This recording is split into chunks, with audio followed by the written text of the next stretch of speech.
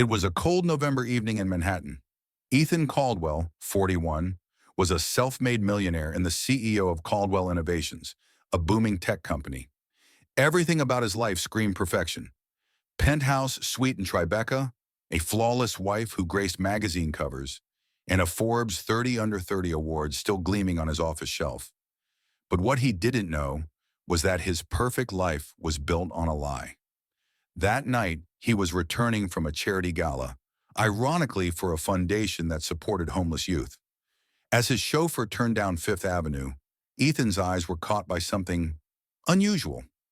A young girl, maybe 16, maybe 20, it was hard to tell under all that grime and tangled hair.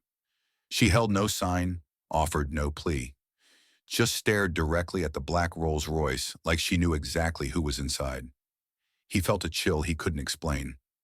On impulse, he ordered the car to stop. He rolled down the tinted window and looked at her. Her lips trembled from the cold, but her voice was steady when she said, "Your wife, Amelia Caldwell. She's lying to you. If you go home tonight, act normal. But tomorrow morning, check her phone at 8:12 a.m. exactly. Trust me." Ethan was stunned. His driver tried to move on, but Ethan had already pulled out a $100 bill. "Who told you this? Are you stalking us?" The girl shook her head. "I'm trying to save you, sir. That's all I can say before they find out I talked to you."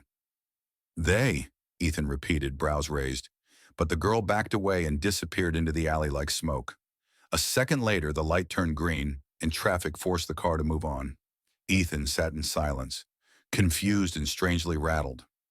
When he got home that night, his wife Amelia greeted him with a kiss on the cheek and a glass of his favorite whiskey. She was, as always, poised and perfect in her white satin robe. He looked at her, studied her face, the way her lips curved. Was it all real? He didn't say a word about the girl, but he didn't sleep that night either. And at exactly 8:12 a.m., the next morning, everything changed. The next morning, Ethan sat at the edge of the bed, pretending to read emails on his iPad as Amelia hummed in the bathroom. The digital clock on the nightstand blinked 8:11 a.m. His heart was pounding like he was about to defuse a bomb. Was this insane? Was he really about to invade his wife's privacy because of a random homeless girl? 8:12. Like a reflex, his hand moved. Amelia's phone was on the dresser beside her vanity. He picked it up quietly and opened it. She hadn't changed her passcode. It was still his birthday. Notifications began flooding in.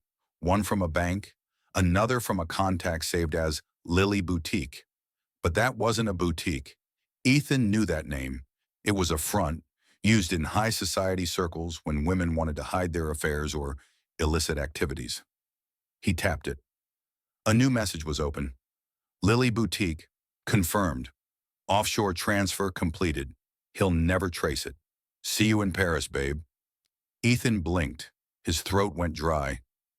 Suddenly, a voice behind him. "Looking for something?" He turned. Amelia was standing in the doorway of the bathroom, her robe slightly ajar, steam behind her, like a villain emerging from the shadows. Ethan, stunned, held up the phone. "Who the hell is Lily Boutique?" Her face didn't change. She walked forward, unbothered, took the phone gently from his hands and said, "I was going to tell you, eventually." She sat down beside him, crossed her legs, and smiled like this was a casual breakfast conversation. "You're so busy running companies, Ethan. You don't even see what's right in front of you. I've been planning this for years." He stood up, pacing. "Planning what, Amelia? What are you talking about?" "Our prenup expires next week. After that, I get half of everything. But thanks to my little investments and your total lack of attention, I'll be long gone before then." His jaw tightened. "You've been siphoning money from me?" She laughed. "Oh, honey, I didn't steal it. I deserved it. For putting up with your long hours, your staff meetings, and that pathetic holiday dinner with your family every year." Ethan's face twisted with disgust. "You married me for money," she raised a brow. "Did you ever think it was for love?" And just like that, she grabbed her purse and walked out the front door. Cool, calm, like nothing had happened. Ethan stood frozen. The girl. That girl knew. But how? He didn't go to work that day. Instead, he had his driver take him downtown. He needed answers. He had to find her. Hours passed. He searched block by block near where he saw her the night before. He asked soup kitchens, shelters, street vendors. Finally, near an abandoned subway tunnel, he found her, curled up under a blanket, sharing a piece of bread with a stray dog. When she saw him, she didn't flinch. "She's gone, isn't she?" Ethan sat beside her in silence, finally asking, "How did you know?" "Who are you?" She hesitated, then whispered, "My name's Sasha. I wasn't always homeless. And your wife, she ruined my family." Ethan stared at Sasha, her face pale, eyes hollow, but voice calm and sure. "What do you mean? She ruined your family?" he asked. Sasha looked down at the crust of bread in her hand and sighed. 3 years ago, my dad owned a small marketing firm, just 10 employees, but it was everything to us. Your wife, she was consulting for a bigger company. She convinced them to file a fake lawsuit against my dad's business, claiming intellectual theft. She manipulated records, faked emails, even bribed a paralegal to lie in court. Ethan couldn't believe what he was hearing. But why would she do that? To help her client win a $12 million merger. My dad lost everything. He had a heart attack 6 months later. We couldn't afford the hospital bills. I was still in high school. My mom, she disappeared. I ended up here. Her voice cracked slightly, but she didn't cry. She had no tears left. Ethan was stunned. His wife hadn't just betrayed him. She destroyed someone else's life in the process. "Why didn't you come to me earlier?" he asked softly. "I tried. I emailed your company. I went to the press. No one listened. I was just another homeless girl talking about some conspiracy. But when I saw you last night, I thought maybe you'd see it in her eyes, the way I saw it back then." Ethan sat in silence for a long time. Then he reached into his coat, pulled out his card, and placed it in her hand. "You're not just some homeless girl, Sasha. Come with me. Let me fix this." 2 months later. The courtroom was packed. Amelia Caldwell stood at the defense table, still perfectly dressed, but now visibly shaken. Ethan, calm and cold, sat on the plaintiff's side with Sasha beside him, now cleaned up, wearing a modest navy blazer. She looked like someone reborn. Ethan had hired a team of investigators who dug up everything: bank records, recorded phone calls, and old emails.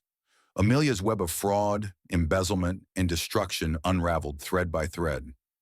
By the end of the trial, she didn't just lose the divorce settlement. She lost her freedom. She was sentenced to 6 years in federal prison for financial crimes and conspiracy to defraud. Ethan watched her get led away in handcuffs. He didn't feel revenge.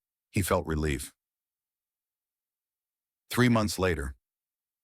Back at Caldwell Innovations, Ethan announced something bold: a $3 million grant to help homeless youth get access to housing, job training, and therapy.